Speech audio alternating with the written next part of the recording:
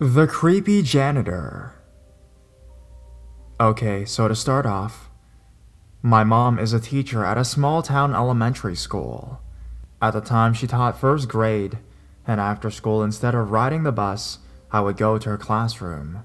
So, there was always one janitor that was off. He would stare at all the kids and yell at them when they were in the hall alone to watch out for strangers. Nobody got a good vibe from him. He had the creepiest dead eyes that looked like he was trying to look into your soul. He also had a weird voice like he had no emotions at all. My friend's mom also was a teacher, so me and her sisters would often hang out. One day, her youngest sister, who was in kindergarten at the time, went to use the bathroom, and when she came back, she said something that drained the color from all of our faces.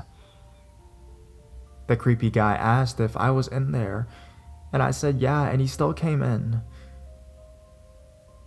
So, when the janitors clean the bathrooms, they have to make sure no one is in there, and if someone responds, they have to wait to actually clean. We rationalized this whole situation that maybe he didn't hear her.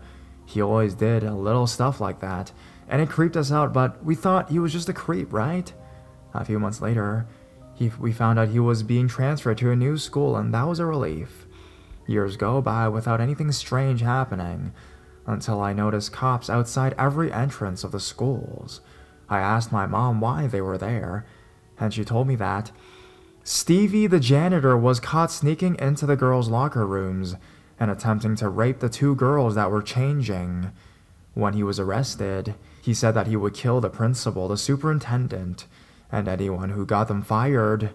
So that's why the cops were there to protect everyone at the school. So, creepy janitor guy, let's not meet again.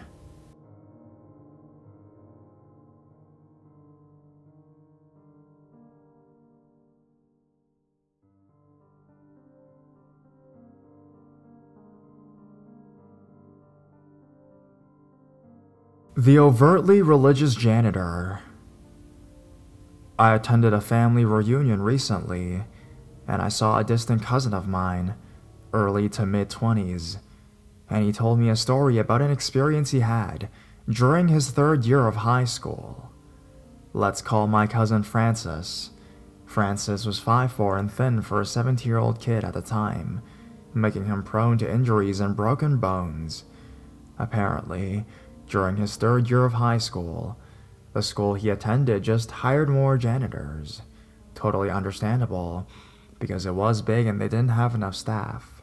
So, they hired several janitors, and according to my cousin, all were okay except this particular one. The janitor was in his mid-50s, clean hair and teeth, but according to my cousin, there was something off about him.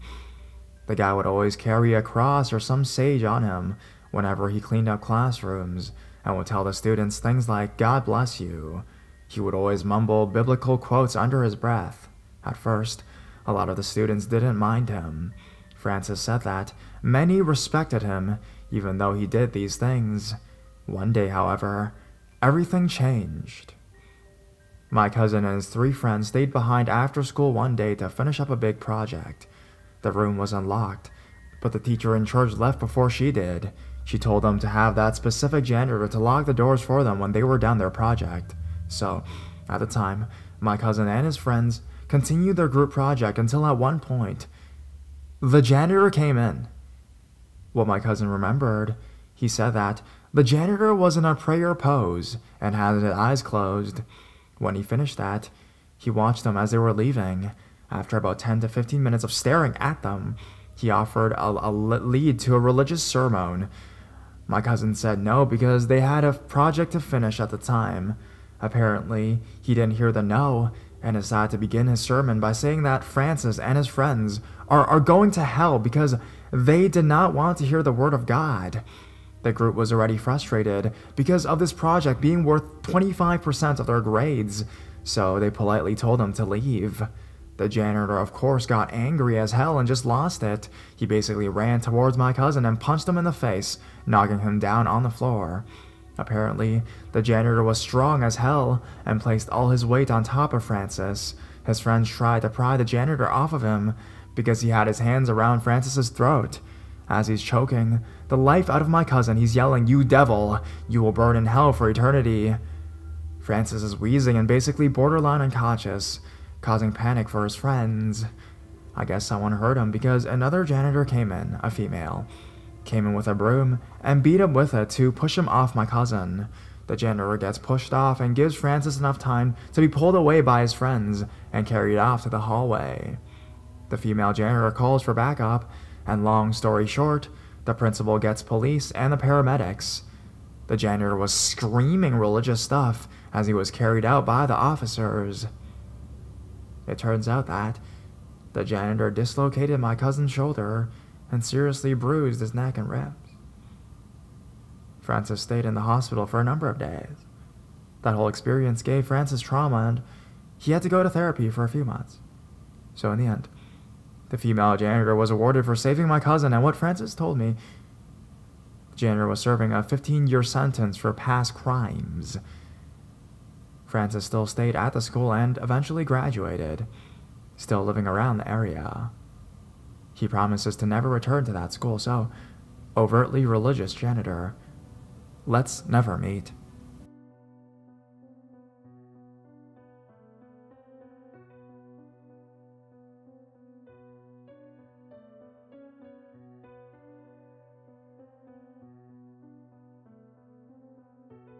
Silent night cleaners. One night, I needed to get a paper done for one of my classes. I went to the university, and instead of going to the larger, more populated computer labs, I chose to go to one of the empty buildings and work in a lab there.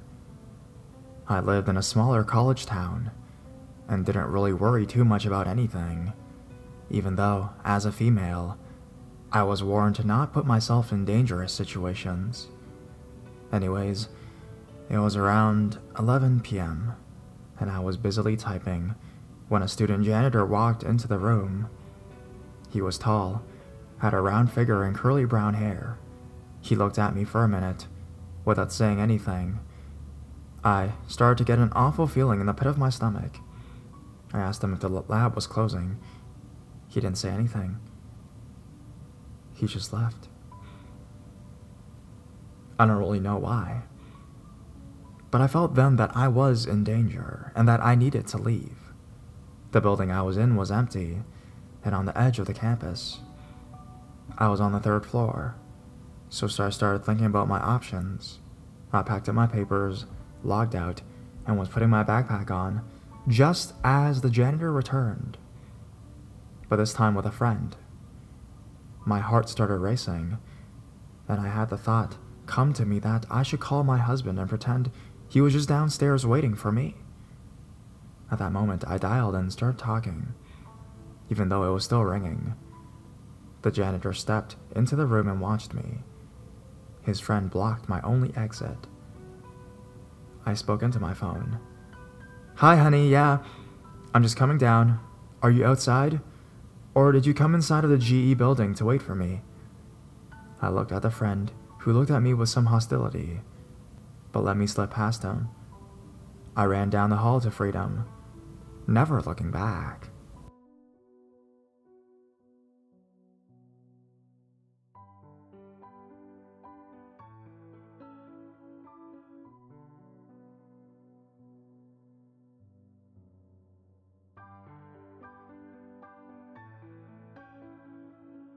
College janitor.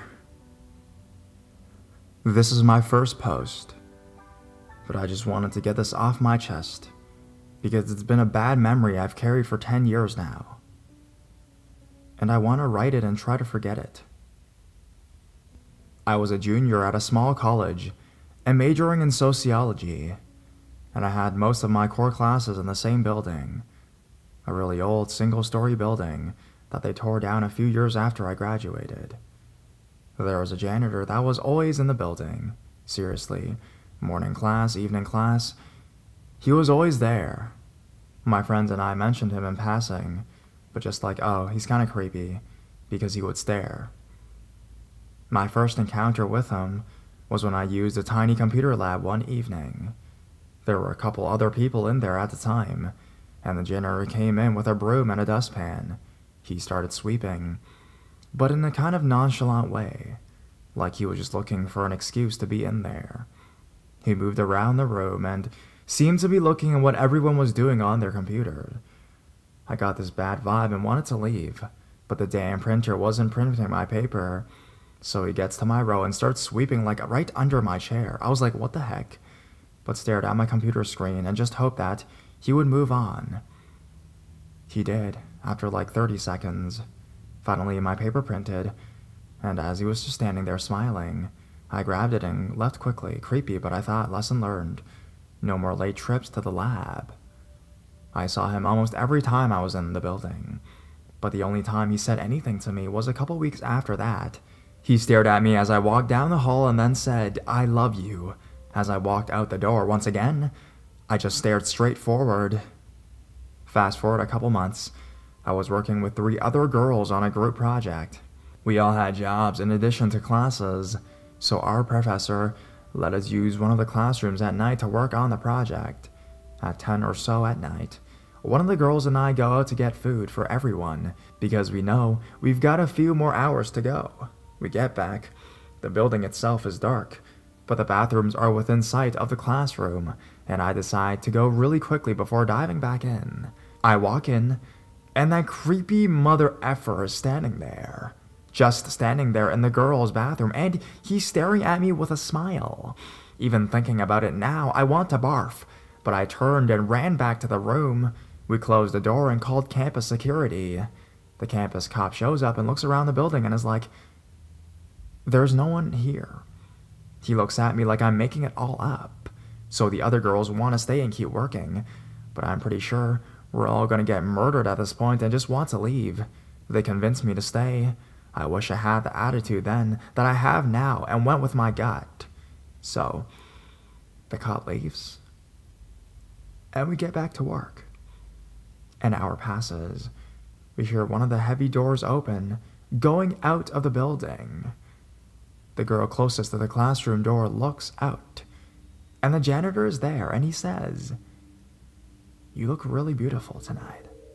She shuts the door and starts freaking out. We call campus security, but the janitor knocks on the door. We were all kind of panicking.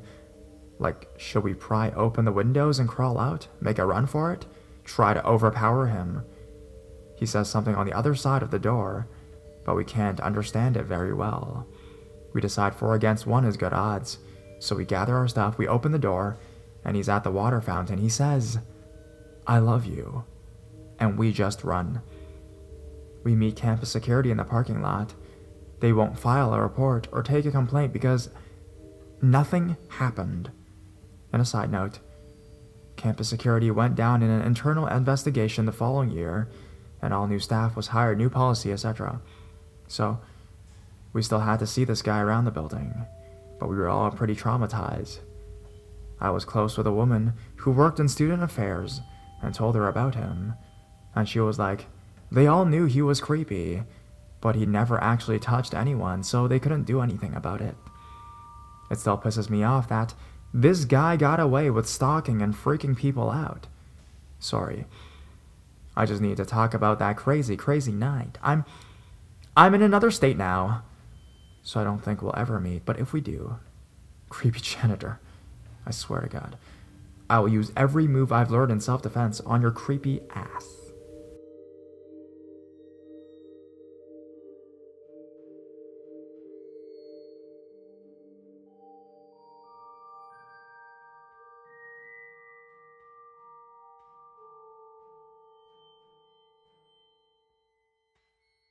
There's always that one janitor.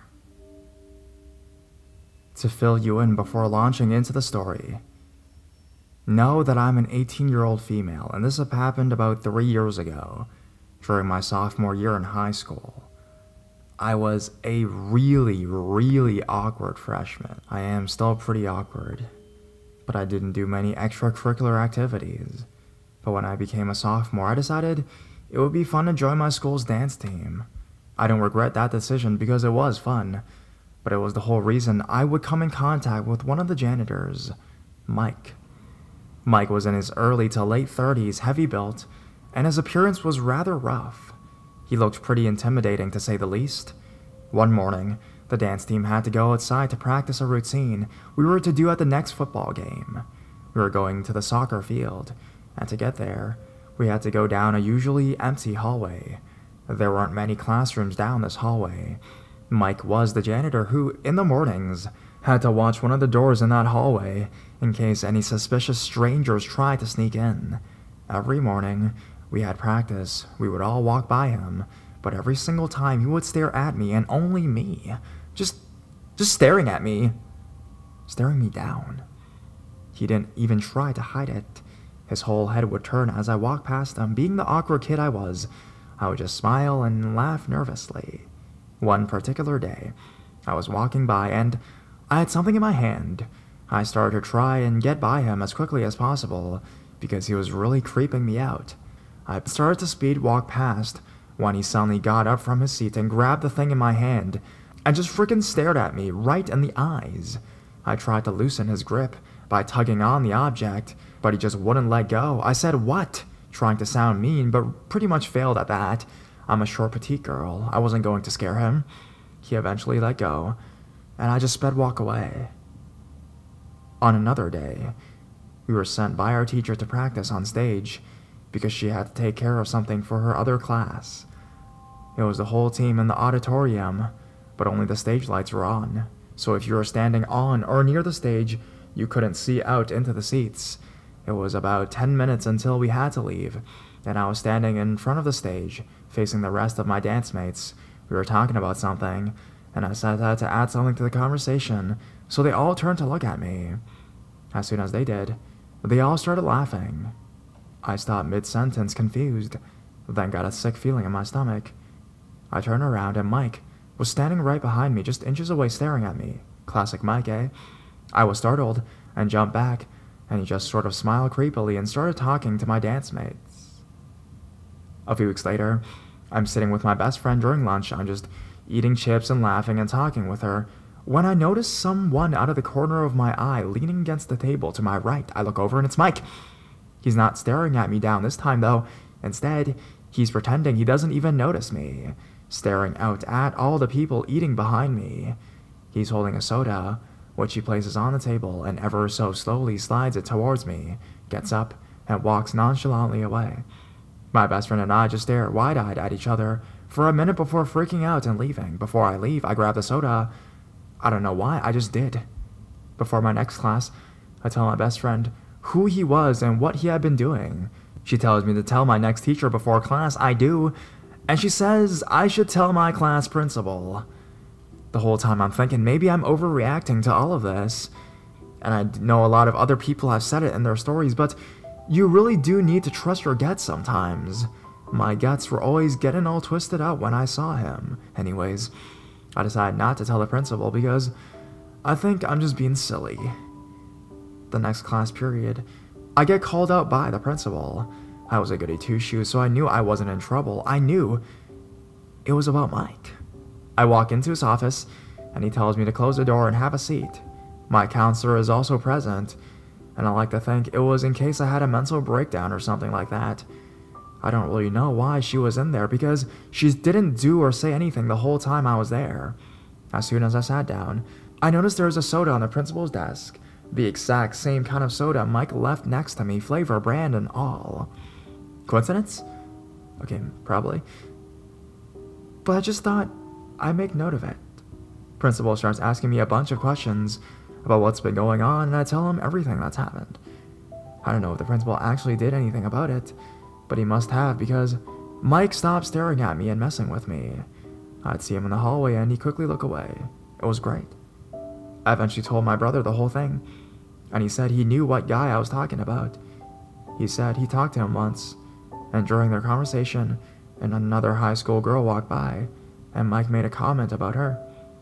Mike then went on to tell my brother a story about how a girl was wearing a really short skirt.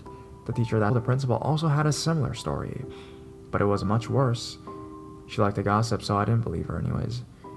She said that Mike had gotten another student pregnant, and that she wasn't sure if it was rape or consensual. Now, I've been following this up for a while now, long before I actually got an account. But I think title fits my situation perfectly because I really, really do not want to meet Mike again. But I probably will. Because recently my dad sort of befriended him. Guess I should have told my dad the story too.